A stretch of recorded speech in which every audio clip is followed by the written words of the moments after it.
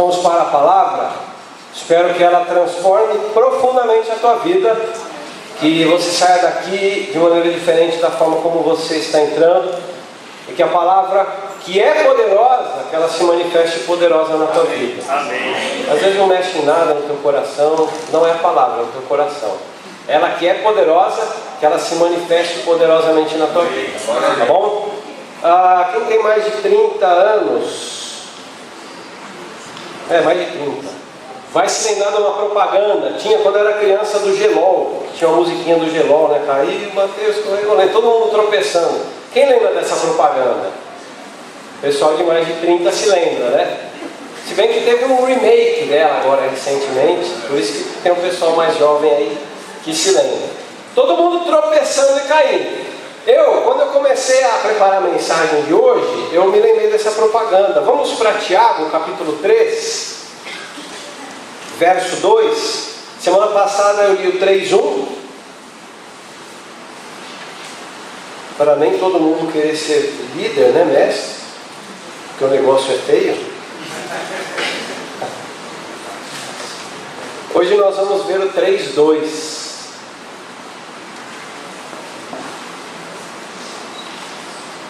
Se você quiser acompanhar na minha versão, está no projetor, diz assim: todos tropeçamos de muitas maneiras. Se alguém não tropeça no falar, tal homem é perfeito, sendo também capaz de dominar todo o seu corpo. Eu vou ler de novo. Todos tropeçamos de muitas maneiras. Se alguém não tropeça no falar, tal homem é perfeito, sendo também capaz de dominar todo o seu corpo. A parte B, a segunda frase, ela tem mais a ver com o que eu vou pregar a partir do domingo que vem. Hoje, Cauê, por favor, direto comigo. Obrigado. Hoje, eu queria dar atenção especial para essa primeira frase. Todos tropeçamos de muitas maneiras. Eu brinquei lá na propaganda do Gelol que tinha todo tipo de tombo, gente caindo da escada, gente caindo de cadeira, gente escorregando na rua. Todos tropeçamos de muitas maneiras. Amém? Amém. Todos tropeçamos de muitas maneiras. Amém? Amém. Eu acho que tem gente aí que está precisando escutar a mensagem de hoje. Então vamos fazer o seguinte, repita comigo essa frase, vamos lá? Todos tropeçamos de muitas maneiras. Todos nós, meus irmãos, tropeçamos de muitas maneiras. Nós somos falhos, nós somos pecadores, nós somos carentes da graça do Senhor. Às vezes a pessoa, quando pensa acerca de si mesma, da sua vida espiritual, da sua vida com Deus, às vezes ela pensa o seguinte: eu tenho essa coisinha aqui que eu viro e mexe e eu tropeço. Eu tenho esse assunto aqui que é um assunto que há um ruído que causa um ruído na minha comunhão com o Senhor. Ok, se você já sabe que há algo na tua vida que atrapalha, é um bom começo. Agora a palavra nos explica que nós todos tropeçamos de muitas maneiras. Se você acha que é só uma coisinha ou outra, você pode pôr na lista aí o orgulho, tá bom? Acrescenta o orgulho, porque não é só essa coisinha que você acha. Todos tropeçamos de muitas maneiras. Feliz é aquele que sabe que tropeça de muitas maneiras. Essa é a realidade. E nem poderia ser diferente. E graças a Deus, que o próprio Deus sabe que as coisas funcionam assim. O Senhor Jesus Cristo disse que as coisas funcionariam assim. Lucas, capítulo 17, pode pular o título. Lucas, capítulo 17, verso 1. Jesus diz o seguinte: Jesus disse aos seus discípulos: é inevitável que aconteçam coisas que levem o povo a tropeçar. Aí ele continua, mas ai da pessoa por meio de quem elas acontecem. Só que eu gostaria de dar atenção para essa primeira parte. É inevitável que aconteçam coisas que levem o povo a tropeçar. Meus irmãos, é impossível nós vivermos sem tropeços espirituais.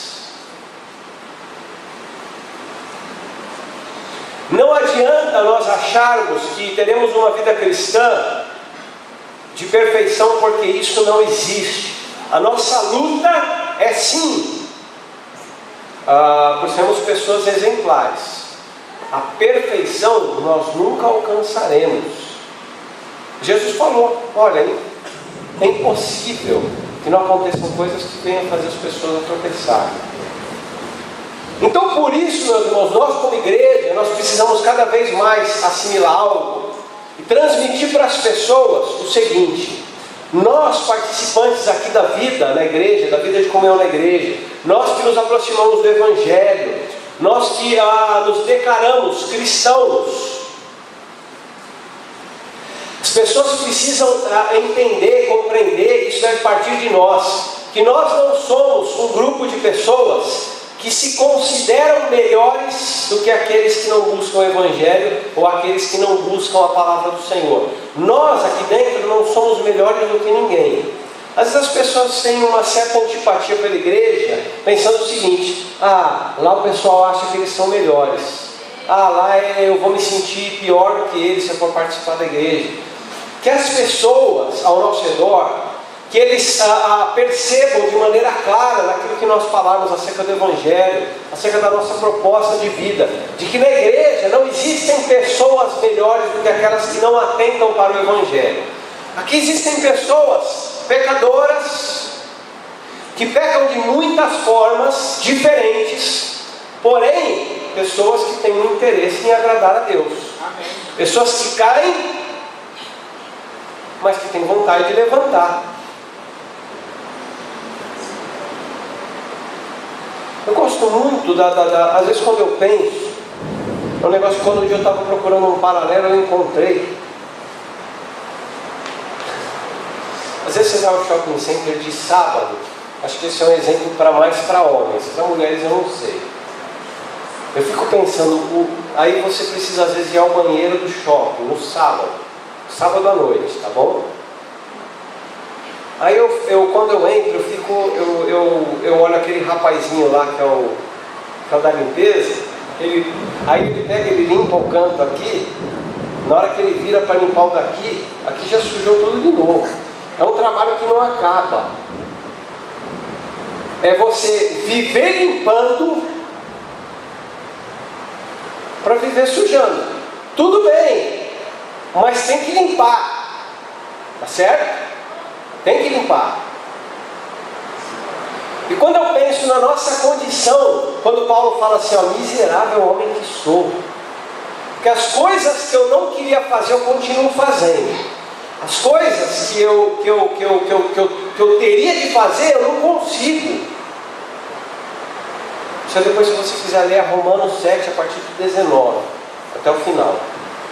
Quando nós olhamos para essa condição, a nossa condição de pecadores, pessoas que tropeçam de várias formas, eu vejo a igreja não como sendo um grupo de pessoas perfeitas, porque nós estamos bem longe disso. E as pessoas a quem nós queremos alcançar devem compreender isso. A gente deve explicar: olha, lá na igreja não é gente que se acha melhor, lá na igreja não é gente que se acha perfeita, lá na igreja não é gente que não é. São pessoas que querem procurar acertar. Gente que é como qualquer outra, mas que querem acertar. Pessoas que não desistem. Lava, quando ele vira as costas, sujou de novo, mas ele vai lá e limpa de novo. E nós precisamos, em primeiro lugar, aceitar que nós tropeçamos de várias formas. Em primeiro lugar, diante de Deus. Nós não podemos achar diante do Senhor que nós somos pessoas que não estão em falta. Vocês se lembram daquela parábola de Lucas, capítulo 18? Eu vou ler um trechinho que diz o seguinte: 2 homens subiram ao templo para orar. Um era fariseu, para quem não está familiarizado, era uma facção religiosa, judaica, tá? Um era um fariseu e o outro um publicano. O fariseu em pé orava no íntimo. Preste atenção, ele não orava alto, ele orava no íntimo, tá? Isso é importante porque eu vou falar. Deus, eu te agradeço porque eu não sou como os outros homens, ladrões, corruptos, adúlteros, e nem mesmo como este publicano. Jejuo 2 vezes por semana e dou o dízimo de tudo que eu ganho. Nós reconhecermos que nós tropeçamos de várias formas diante de Deus. Porque você note que esse sujeito ele não estava querendo aparecer para ninguém. Ele, no coração dele, ele acreditava que ele era um cara diante de Deus irrepreensível. Olha, Deus, eu te agradeço porque eu sou um bom exemplo de vida. Eu sou uma pessoa que não tem faltas diante do Senhor. Eu jejuo 2 vezes por semana, eu dou o dízimo. Se nós pensássemos nos dias de hoje, olha, eu não falto em um culto, eu entrego o dízimo lá na oferta, eu participo do culto de quarta-feira, eu ajudo no ministério XYZ. Deus, eu agradeço porque eu alcancei um nível de santidade que... Então, meus irmãos, em primeiro lugar, nós nos reconhecemos pecadores falhos diante de Deus, fazer igual fez o publicano. Olha, Senhor, eu estou aqui e eu sou um miserável. O Senhor me perdoa, porque eu sou um pecador miserável. Eu preciso, ou o Senhor derrama a tua graça, o teu perdão na minha vida, ou eu estou perdido, ou eu estou na roça.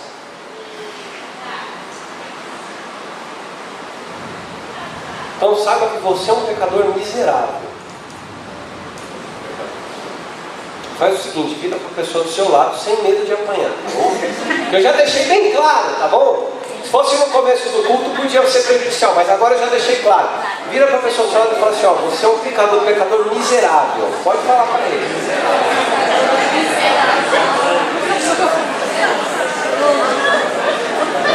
E eu, já que vocês não falaram para mim, eu também sou, viu? Fique tranquilo.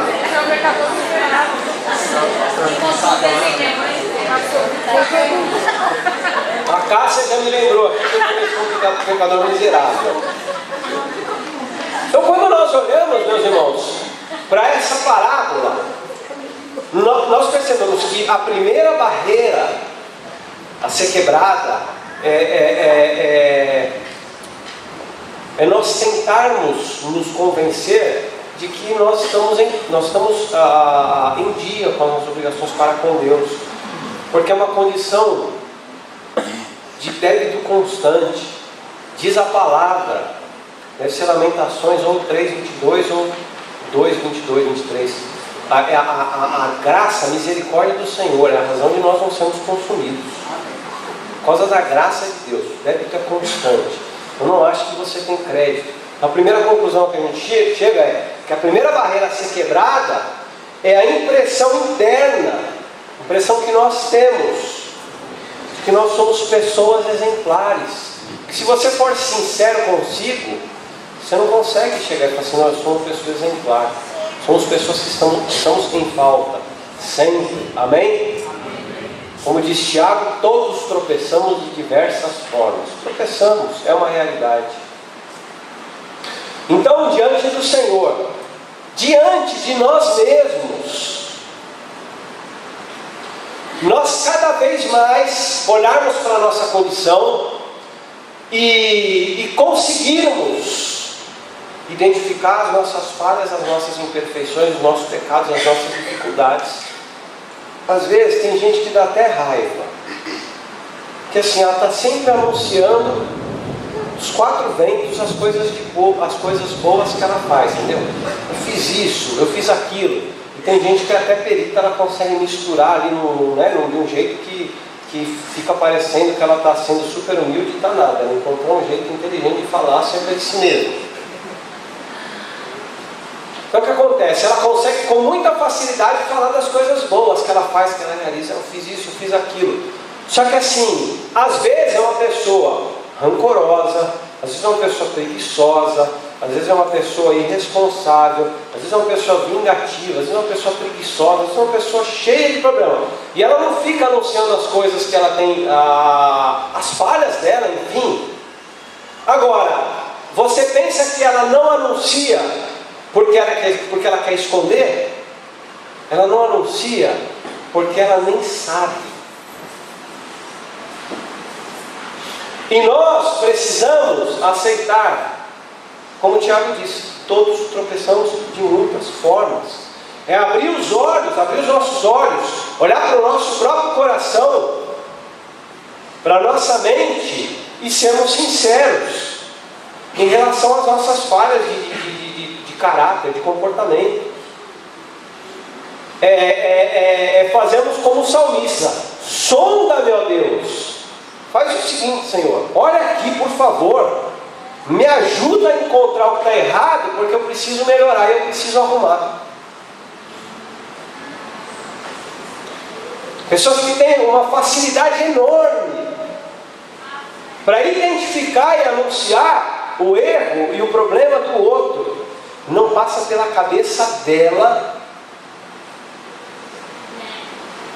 o saco desse tamanho de problemas que ela tem, dificuldades de caráter, espirituais com Deus, com as pessoas. Por isso que Jesus disse o seguinte, Mateus 7,3: por que você repara no cisco que está no olho do seu irmão, não se dá conta da viga que está em seu próprio olho? Mais ou menos isso. Escuta, meu, olha aí, você está falando do outro, abre o olho aí. Você não percebeu que como você é pior? Você não percebeu que como você é pior?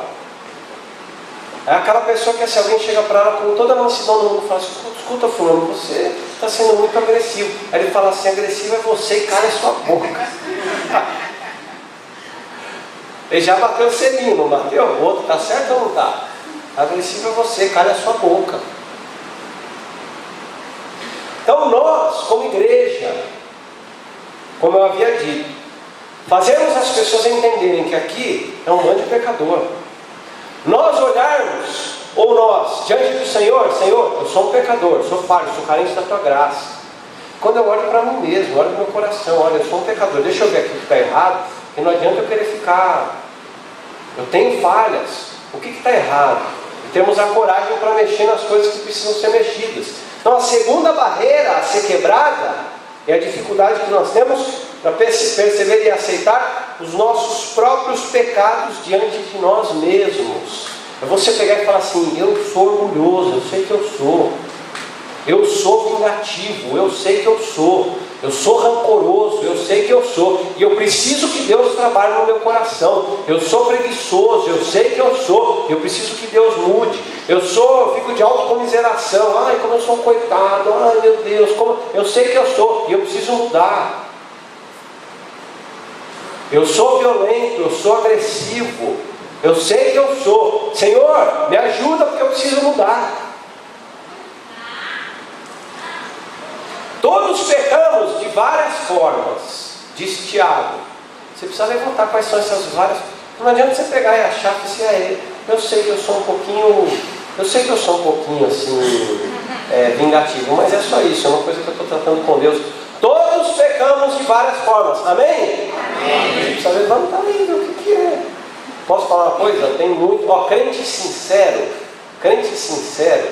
é que nem Fiat 147 velho, que eu tinha um. Quanto mais você vai mexer, mais você descobre coisa que precisa arrumar. Entendeu? Eu tinha um vermelhinho, olha, foi uma bênção, meus irmãos. Me levava, me trazia. Quantas pessoas já não carreguei no Fiat 147? Quando vocês veem agora as enchentes, né, de março, né, como diz a poesia, são as águas de março, fechando o verão. O que eu já entrei em água com aquele carro e passei por apuros.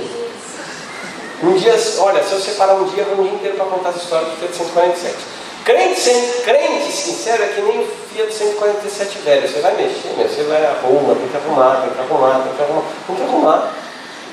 Então essa segunda barreira a ser quebrada é a dificuldade de nós percebermos os nossos próprios pecados em relação a nós mesmos. Não querer enganar o Senhor, mas a gente ficar mascarando para nós mesmos. E mas pastor, dá para enganar a si mesmo? Dá, e dá fácil, viu? Dá fácil. Mas como é que a pessoa consegue querer enganar a si mesma? Engana fácil. Então essa é a segunda barreira. Não significa, meus irmãos, que tudo que as pessoas dizem para você a teu respeito é verdade, tá certo? A pessoa falou que eu sou rancorosa, então porque eu sou. Não é isso. Agora, se muitas pessoas dizem, eu sugiro você você pensar a respeito, seria sábio, seria inteligente, falar assim, o pastor Fábio é muito isso, não, eu não sou. Aí vem outro, o pastor Fábio é muito isso, não, eu não sou. Aí o terceiro, quarto, fala, é melhor eu pensar se eu sou muito isso ou não, porque está tanta gente falando. Então, é sábio nós não termos medo de lidarmos com questões, dificuldades nossas. Como eu falei, fazer como salmista. Senhor, sonda-me, vê em mim o que há de errado, me ajuda aí com o teu Espírito Santo a trabalhar para que eu possa melhorar as coisas. Nós não podemos, meus irmãos, também tentarmos vestir a máscara da perfeição para as pessoas, nem para com Deus, nem para com nós mesmos, mas com as pessoas. Tentarmos agir como os religiosos dos dias de Jesus agiam. A imagem, né? Hoje a gente usa a expressão farisaísmo, ou seja, você querer passar uma impressão de perfeição e de santidade, quando na verdade é uma porqueira. Por isso que Jesus disse, Mateus 23, 27, ai de vocês, mestres da lei, fariseus hipócritas, porque Jesus batia também, né? Vocês são como sepulcros caiados. Sabe o que é um sepulcro caiado? Era o seguinte, quando uma pessoa morria, enterrava-se, depois que cobria o corpo, eles pegavam o cal e passavam o cal ali no lugar, na região do chão onde havia uma pessoa enterrada, colocava lá a lápide, tudo direitinho, ficava tudo bonitinho. Aí Jesus falava, olha, vocês são sepulcros caiados. O que é sepulcro caiado? É uma sepultura onde tem ali restos mortais, né? Não querendo impressionar e ofender, mas assim, né? Carne se decompondo, mas por cima está bonitinho, entendeu? Está branquinho, tem uma placa. Ele fala, vocês são sepulcros caiados, bonitos por fora, por dentro estão cheios de ossos e de todo tipo de imundície. Ele fala imundície porque o judeu não podia tocar o corpo, né, parte de cadáver, porque ele ficava imundo. Então está dentro, está cheio de ossos e de todo tipo de imundície. Eu li no livro do Yancey que quando ele era criança, a mãe dele ficou viúva, então ficou a mãe, ele e o irmão dele. E quem os ajudou na igreja, quem os abraçou, foi uma família cujo homem, o nome dele era Harold, e o pessoal chamava ele de Big Harold, porque ele era um cara grandão. Então a família do Big Harold acolheu a família do Yancey. Lá na igreja, se existia alguma necessidade especial, era a família do Big Harold que cuidava, e esse cara vivia falando para ele, enquanto ele crescia ali na igreja, adolescente, né, junior, adolescente, jovem, ele crescia ouvindo esse cara dizer o seguinte, olha, o cristianismo nos Estados Unidos está perdido, já não há mais preocupações com a moral, o secularismo está invadindo a igreja, o mundo está invadindo a igreja, nós estamos perdidos, e não há futuro para o cristianismo nos Estados Unidos da América. O que aconteceu com o Big Harold? Ele pegou a família dele e se mudou para a África do Sul, porque lá ainda havia alguma esperança para o verdadeiro cristianismo. Ele pegou a família dele e foi para lá.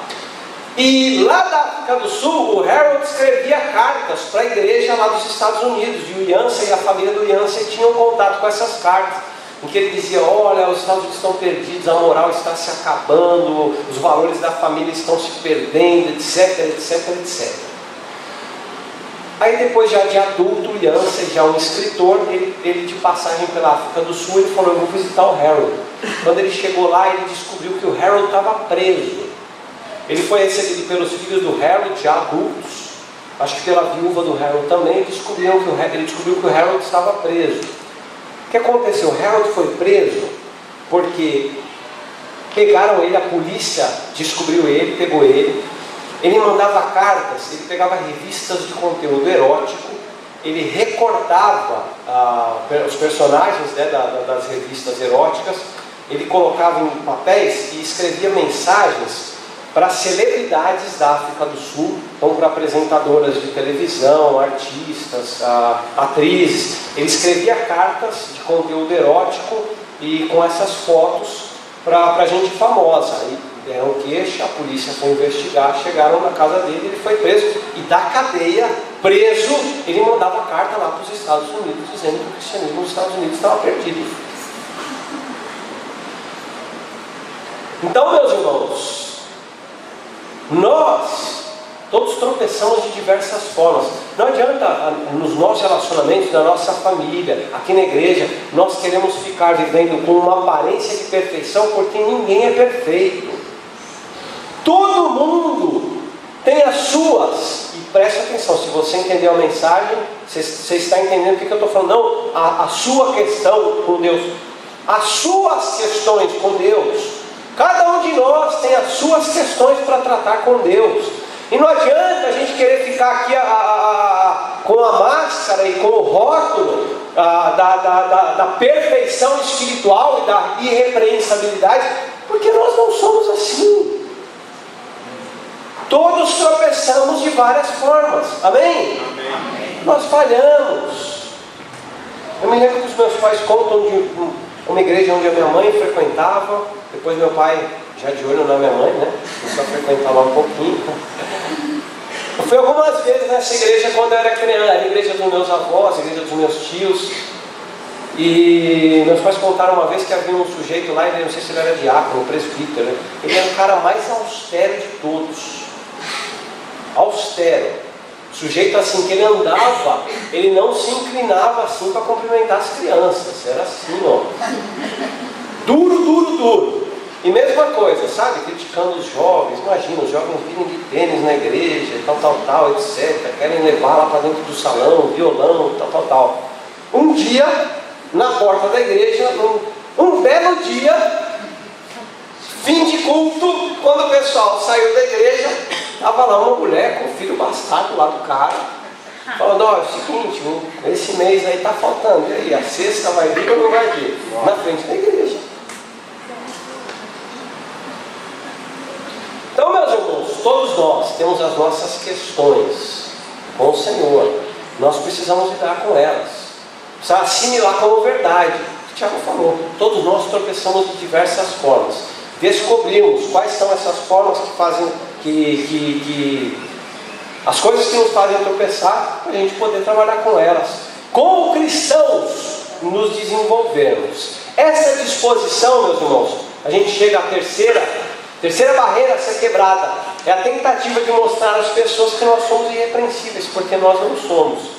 Nós devemos ser irrepreensíveis como cristãos, né? Agora, somos pecadores, certo? Temos coisas que nós precisamos trabalhar. São aquelas coisas que Paulo diz na primeira carta aos Coríntios: meus irmãos, eu escuto que há entre vocês coisas que não existem nem no pessoal do mundo. Então nós não podemos achar que nós somos irrepreensíveis, porque nós não somos, temos muitas coisas a corrigir. Na igreja, meus irmãos, para encerrar, na igreja, quando nós assumimos e adotamos entre nós essa disposição de reconhecer as nossas próprias falhas uns com os outros, as nossas incapacidades, quando a gente aceita aqui na igreja, no trabalho da igreja, na comunhão da igreja, que nós somos falhos, a gente cria um ambiente leve, saudável, de harmonia. Quando você pega, por exemplo, fala assim: poxa vida, o irmão fulano, ele falhou comigo. Mas ele falhou, ele errou, ele é um pecador. Hoje erra ele, amanhã erro eu. Quando nós assumimos essa verdade, a realidade de que todos nós tropeçamos de diversas formas, na igreja aqui, nós criamos um ambiente de leveza, um ambiente que não precisa ficar pisando em ovos para saber: mas o que o irmão vai fazer? O que o irmão vai achar? O que o outro vai pensar? Nós erramos, meus irmãos, mas nós erramos juntos e nós queremos aprender, nós queremos melhorar, nós queremos acertar. Amém? Amém. Quando nós pensamos, por exemplo, numa condição, pessoas não cristãs, não convertidas, quando a gente falha, quando a gente erra com eles, quando a gente reconhece a nossa falha, reconhece o nosso erro, é evidente que há pessoas, às vezes familiares, às vezes colegas de trabalho, às vezes amigos, que estão esperando a gente errar para poder acusar, para poder apontar o dedo para dizer: ó, tá vendo? Aquele ali que fala que é crente, aquele ali que vai na igreja, aquele ali que diz que é cristão, olha lá. E quando nós, diante desse tipo de situação, assumimos os nossos erros, aí a gente faz como diz lá na palavra, né? A gente está amontoando brasas quentes na cabeça de quem está acusando a gente. Quando a gente fala: olha, eu errei mesmo, eu falei, você me perdoe, é testemunho de cristianismo. É melhor você reconhecer o erro. Aí você vai estar demonstrando que é verdadeiramente ser um cristão, que é ser uma pessoa sincera consigo mesma e com as pessoas ao redor. Quando você conhece as suas falhas e fala assim, ó, eu errei mesmo, você me perdoe. Porque esse tipo de disposição, meus irmãos, você não vai encontrar por aí. Por aí, todo mundo tem razão. Todo mundo está certo. É porque assim, no meu ambiente de trabalho, eu não experimento muito isso. Porque todo o meu setor, somos eu e a Rosa, tem semana que nem se encontra. Vamos fazer outras coisas. Os irmãos sabem que às vezes a minha sala ali, como a gente não tem janela, às vezes eu fico ruim do nariz, eu falo, nessa semana é home office. Porque lá é chegar para ficar indo no banheiro só o nariz. Agora, eu pergunto para quem aqui trabalha com um monte de gente. Todo mundo tem razão, não tem? Lá no seu setor, tem alguém que levanta e fala, gente, olha o seguinte, vocês me perdoem porque aqui for falha minha eu reconheço. Tem bastante lá? Oi? Quando você é um cristão e fala, ó, gente, eu errei isso aqui, vocês me perdoem, isso é cristianismo.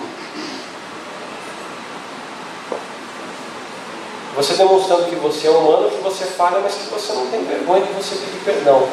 Quando nós falamos, meus irmãos, quando nós reconhecemos os nossos erros, no nosso ambiente familiar, quando você se propõe no teu coração, fala assim, ó, agora eu vou encontrar quais são os meus defeitos, as minhas falhas, os meus problemas, as coisas com as quais eu tenho dificuldade de lidar, e eu vou trabalhar.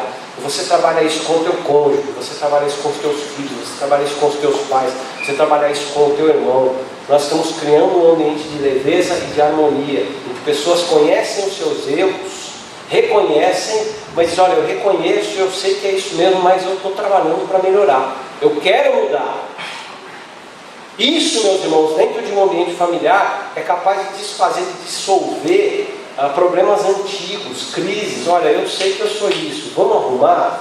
É falar para o cônjuge, falar para o filho, falar para o pai, para a mãe, olha, eu sei, e eu quero melhorar. Em muitas situações, em muitas, é a única solução. É todo mundo parar e falar assim, ó, vamos colocar na mesa, quais são os problemas? Ótimo, agora nós estamos vendo. É isso aqui, ó.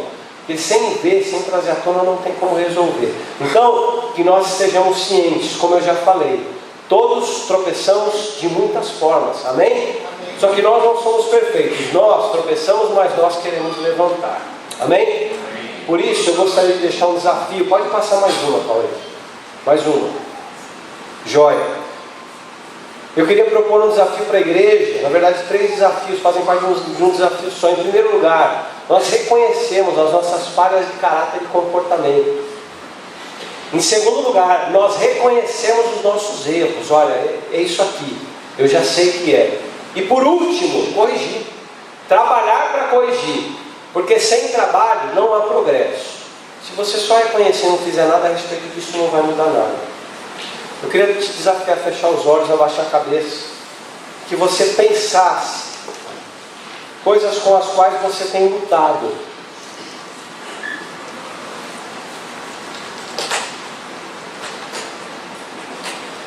Que não seja uma, que não seja aquilo que você já sabe, tá?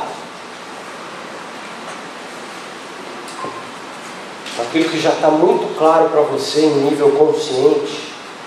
Peça de discernimento da parte do Senhor, para Ele trazer questões que ainda estão na periferia do teu conhecimento, que você quer saber. Olha, Senhor, eu quero saber o que eu poderia melhorar o meu relacionamento contigo, o meu relacionamento com o teu Santo Espírito, na minha vida como cristão, o meu relacionamento em casa, com a minha família, com o meu cônjuge, com os meus filhos, com os meus pais, com os meus irmãos, na igreja.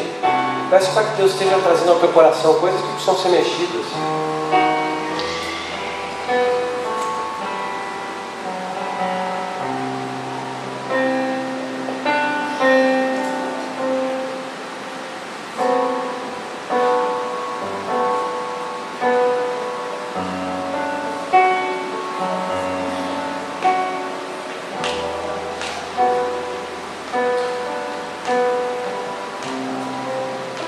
Se você já identificou, não uma, Mas algumas coisas, peço que você levante a mão, faça um sinal para mim, nós vamos orar aqui pedindo.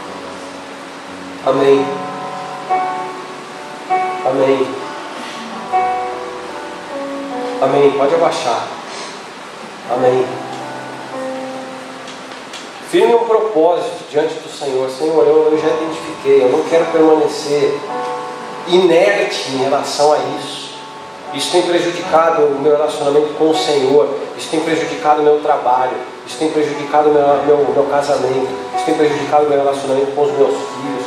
Isso tem prejudicado o meu relacionamento com os meus pais. Isso tem prejudicado minhas perspectivas de futuro. Coloque diante do altar do Senhor. Firme um propósito. Senhor, eu quero transformar, eu quero mudar.